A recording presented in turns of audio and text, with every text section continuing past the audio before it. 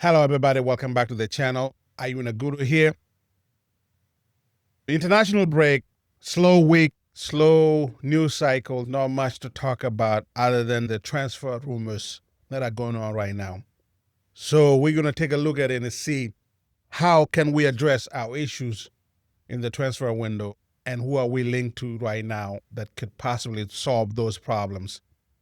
If you're new here, please consider subscribing to my channel, hit the like button, leave your thought in the comment section below, and let's dive into it.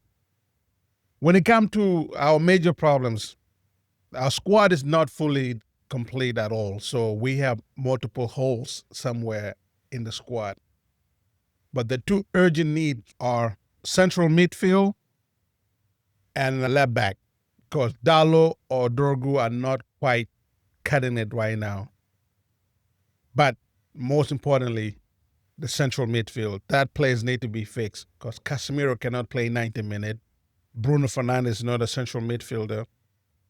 And we're not controlling games. So we need somebody to address that position.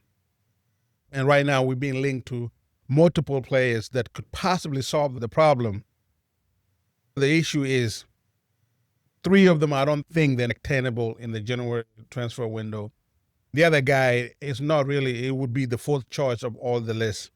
And I'm talking about the number 1 choice for everybody out there that has been widely reported for Manchester United, Carlos Baleba, even though he's having a terrible time at Brighton.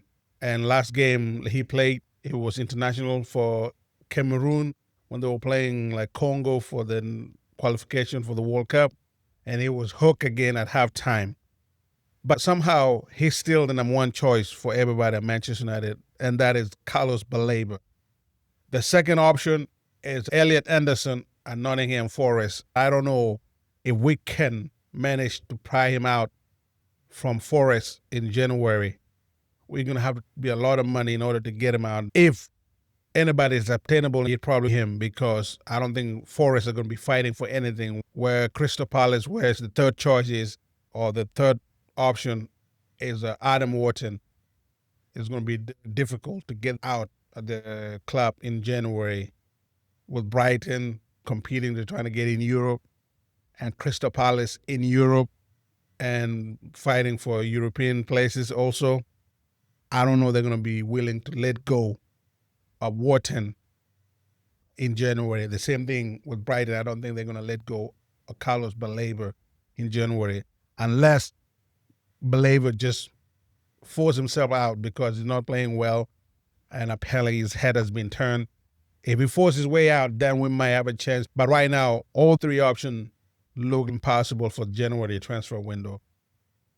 So what do we do? Because we cannot just go through January without actually addressing the position. And to me, the 4th option that everybody's talking about right now that is on the news that we have inquired about is Joao Gomez at Wolves. To me, it's a more obtainable option. But again, he would have been like the 4th option of all of the names that I just mentioned. So the question is, do we go for him and address our problem in the short term and then go get the number 1 guy in summer? I think that would be the better option because Joao Gomez can play the Casemiro position.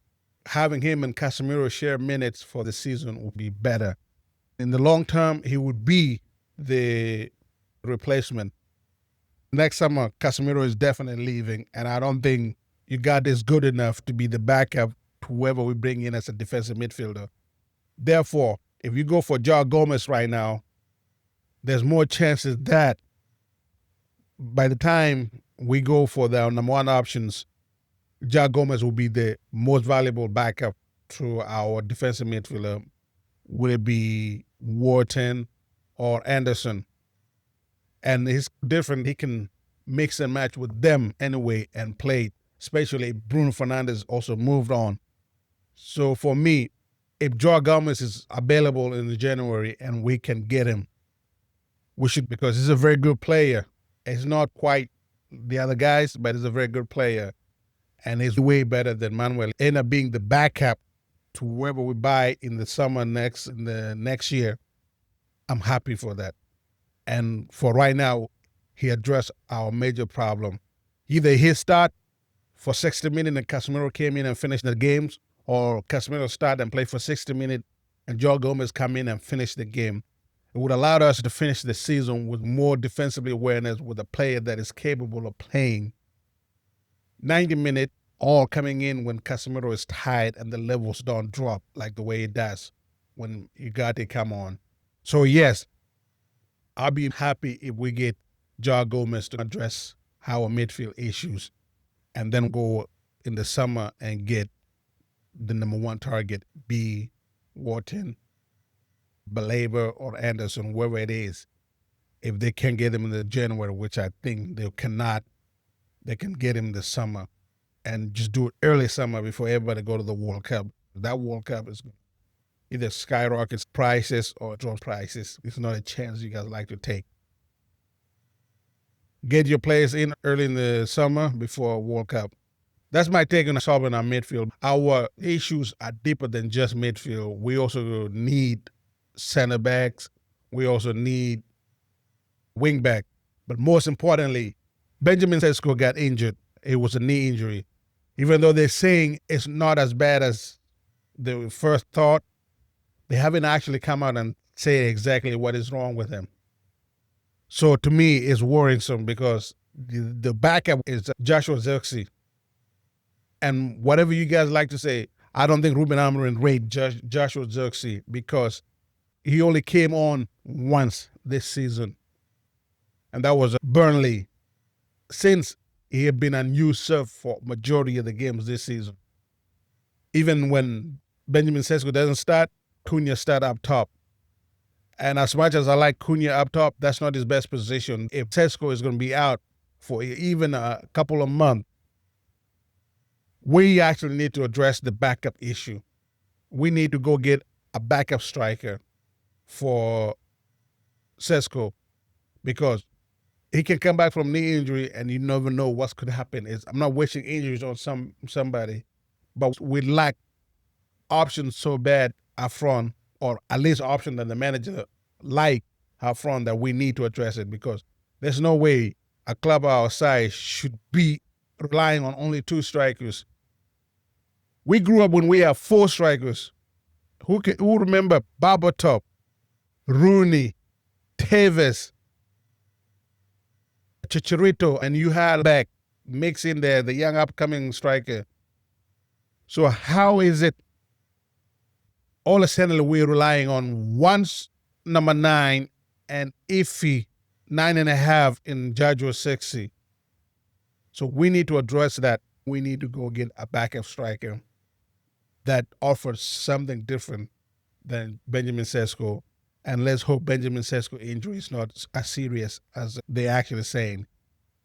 Because the lack of communication around how bad the injury is a bit concerning to me. Because if it wasn't nothing, we would have said he'd be back soon. We need to address that position, and especially if Zirkzee end up being injured. And when it comes to the center back, it depends what happened when Martinez come back. If Martinez come back and is somehow the same butcher we know, then yeah, we might need one more because Hedden is there. So if you have Hedden, Martinez, Luke Shaw playing really good right now, our left center back, and you got Maguire and De Ligt, that's enough center backs for until the summer when guys can reshuffle however they want. Then the position that's left is the left wing back. We have tried Dalot there. Dalot has been nothing short of disaster. Dorgu is still developing, but it's not turning into what we envisioned he would be. Consider he was the first signing and has been disappointing a little bit. Therefore, if we can get somebody that can play both left wing back and right wing back, when sometime we don't have to play even Mazarawi there, then it'd be great. However, the main focus should be central midfield. Thank you guys for watching the channel, and I'll catch you on the next one.